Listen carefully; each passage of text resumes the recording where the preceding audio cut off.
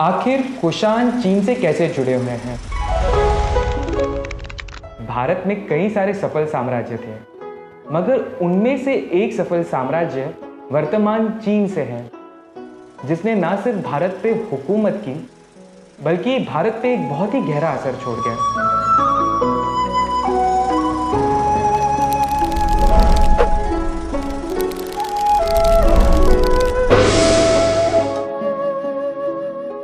First और second century AD के दौरान दुनिया के 4 महान साम्राज्यों में से एक महान साम्राज्य भारत से है, जिसका नाम है कुषाण साम्राज्य, जिसने ईस्ट और वेस्ट अटलांटिक से लेकर पैसिफिक ओशन को जोड़े रखा। कुषाण शासन के दौरान सोना, चांदी और बहुत सारी लग्जरी गुड्स के अलावा भारत और विश्व के बीच फिलॉसफी और धर्म का भी आदान प्रदान हुआ। कुषाण साम्राज्य की सुरक्षित सड़कों ने भारतीय सबकॉन्टिनेंट को चीन के साथ एक सदी से भी ज़्यादा समय तक जोड़े रखा। कुषाण साम्राज्य ने चीन, रोम, अक्सुमाइट, अरससिद पार्थियन और बाद में सस्सिनिद फारसियों के साथ डिप्लोमेटिक रिलेशंस बनाए रखे। कुषाणों के ओरिजिन के बारे में कई सारी थियरीज है, मगर सबसे ज़्यादा अपनाए जाने वाली थियरी है चीनी स्तोत्रों के अनुवाद। चीनी स्तोत्रों में कुषाण का नाम है कुइशुआंग। ये यूएचए जनजाति संगठन के 5 कबीलों में से एक कबीला था, जो सेंट्रल एशिया के पूर्व में यानी वर्तमान शिनचांग और कांसू में रहने वाला एक कबीला था।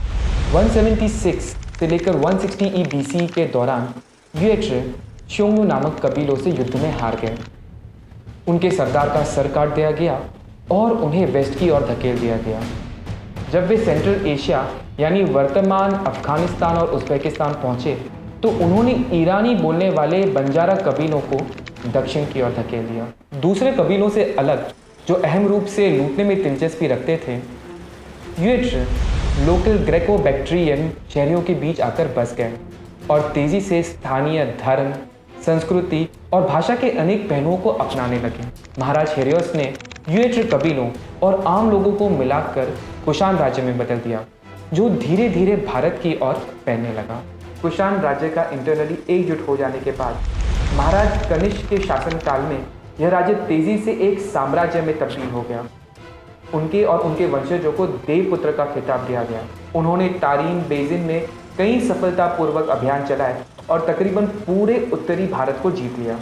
कुषाणों की 2 राजधानियाँ थीं, एक मथुरा और दूसरी पुरुषपुर, जो आज पाकिस्तान में पेशावर के नाम से जानी जाती है।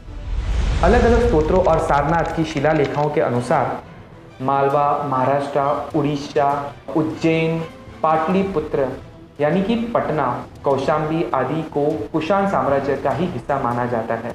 काबुल, कपिशा, गांधार, चीन के खोतान, यारकन, काशगर, जो कि सिल्क रूट पे बहुत ही इंपॉर्टेंट सिटीज़ है, ये सब उनके साम्राज्य का हिस्सा था। ऐसा कह सकता है कि कुषाणों ने बहुत ही बड़े क्षेत्र पे शासन किया और वो बहुत ही शक्तिशाली थे। कुषाणों ने कई प्रकार के धार्मिक प्रथाओं को अपनाया और प्रचारित भी किया।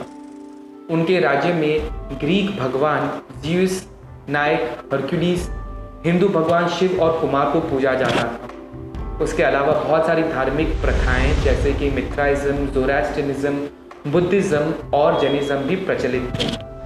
महाराज कनिष्क अपने शासनकाल के दौरान बौद्ध धर्म में परिवर्तित हो गए और वो एक ग्रीको बैक्ट्रियन कला, वास्तुकला, भिक्षुओं और धर्म प्रचारकों के एक उत्साही पेट्रन बन गए। उन्होंने एक विशाल स्तूप को बनवाया, जिसमें भगवान बुद्ध की हड्डियों के 3 अवशेष थे। यह स्तूप करीबन 600 फुट ऊंचा था और रत्नों से ढका हुआ था। माना जाता है कि अपने ज़माने का एक अजूबा था। 1908 पेशावर में इस स्तूप की नींव को खोजा गया। चीन के तोंगहुआंग गुफाओं के बुद्धिस्ट स्क्रोल्स में इस स्तूप का जिक्र पाया गया है। कुषाणों ने सिल्क रूट के बड़े हिस्से पर नियंत्रण किया, जिसके कारण चीन में बौद्ध धर्म का प्रचार। भारत में इस्तेमाल होने वाले सोने के सिक्कों की शुरुआत कुषाण सम्राट वीमा कडफेसिस ने की थी, जो आज भी भारत में पाए जाते हैं। वासुदेव अंतिम महान कुषाण राजा थे और एकमात्र कुषाण राजा जिनका नाम हिंदू भगवान पर रखा गया था। उनके शासनकाल के दौरान कई अंतर्राष्ट्रीय घटनाएं सामने आई जो कुषाण साम्राज्य के लिए विनाशकारी साबित हुई।